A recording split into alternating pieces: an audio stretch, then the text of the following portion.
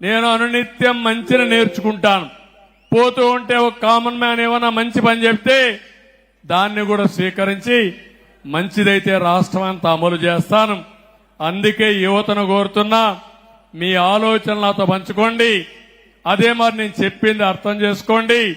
చేసుకుని అవకాశమే అద్దుగా మీ క్యారియర్ని మీరు రూపకల్పన చేసుకోండి. మీకు అండగా ఉంటాను. ఉద్యోగాలు కావాలంటే ఉద్యోగాలు చేసే అవకాశం కల్పిస్తాం.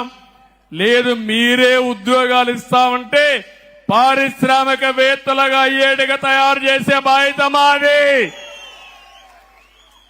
డాక్రా సంఘాలనే కోటీశ్వరులు చేస్తామంటే, లక్షాధికారులు చేస్తామంటే చదువుకున్న యువత మీరు కాలేరని అడుగుతున్నా. ఎప్పుడో చేయలా. 25 సంవత్సరాలకు ముందు ఐటీకి ప్రాధాన్యత ఇచ్చాను. హైదరాబాద్ లో హైటెక్ సిటీ కట్టాను. ఆ తర్వాత ఒక మాట చెప్పాను, మీరు జాబ్ వర్క్ చేయడం కాదు, మీరు ప్రోడక్ట్స్ ఇన్నోవేట్ చేయాలని చెప్పాను.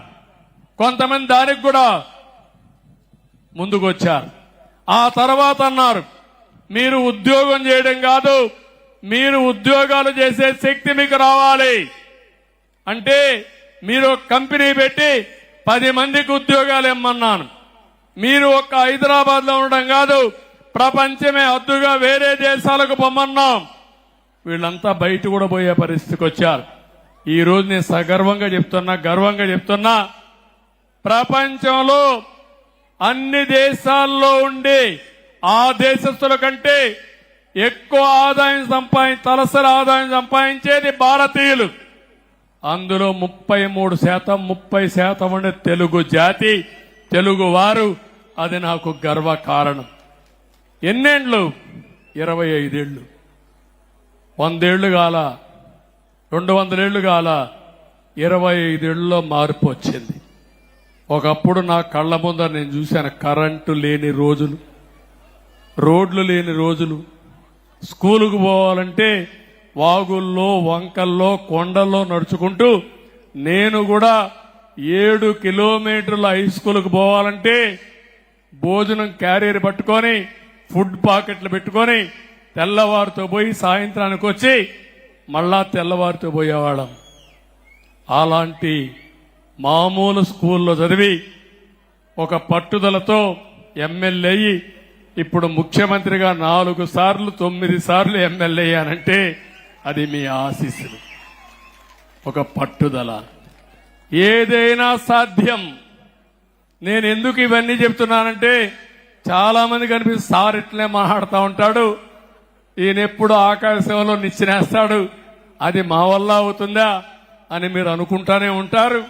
కానీ మొన్న కూడా మీరు చూడండి, నాకు వచ్చిన కష్టాలు ఎవరికైనా వస్తాయా 5 సంవత్సరాల్లో అని అడుగుతున్నా. మిమ్మల్ని ఊహించుకున్నారా అని అడుగుతున్నా. 14 సంవత్సరాలు మాజీ ముఖ్యమంత్రిని, 15 సంవత్సరాల అపోజిషన్ లీడర్ని. ఏ తప్పు చేయకపోయినా ఎన్ని ఇబ్బందులు వచ్చాయో చూశారా అని అడుగుతున్నా. ఎక్కడన్నా మనోసంకల్పం తగ్గిందా అని అడుగుతున్నా. మనోధైర్యం సడలిందా అని అడుగుతున్నా.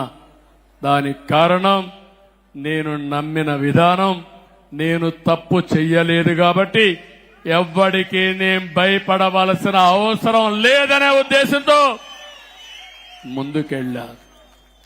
కొన్నిసార్లు అయితే అవన్నీ ఇప్పుడు చెప్తే బాగుండదేమో గాని నేను ఒకే మాట చెప్పాను.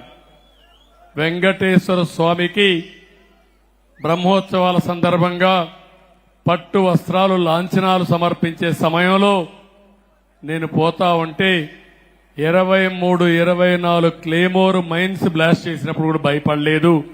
నా ప్రాణానికి నేను భయపడను. ఈ ప్రజల కోసం బతుకుతున్నా, దేనికి లెక్క చెయ్యనని చెప్పి ముందుకు పోయాను. అదే ఇప్పుడు కూడా చెప్తున్నా. నా జీవితాశయం ఒకటే, మీరు బాగుండాలి. ఆంధ్రప్రదేశ్లో ఉండే ప్రజానీకం కష్టాలు లేకుండా ఆనందంగా ఉండి, పేదరికం లేకుండా సుఖంగా ఉండి, మీరు మీ కుటుంబ సభ్యులు ఆనందంగా ఉంటే అది చూసి ఆనందపడే వ్యక్తిని నేను. ఈ రాష్ట్రమే నా కుటుంబం.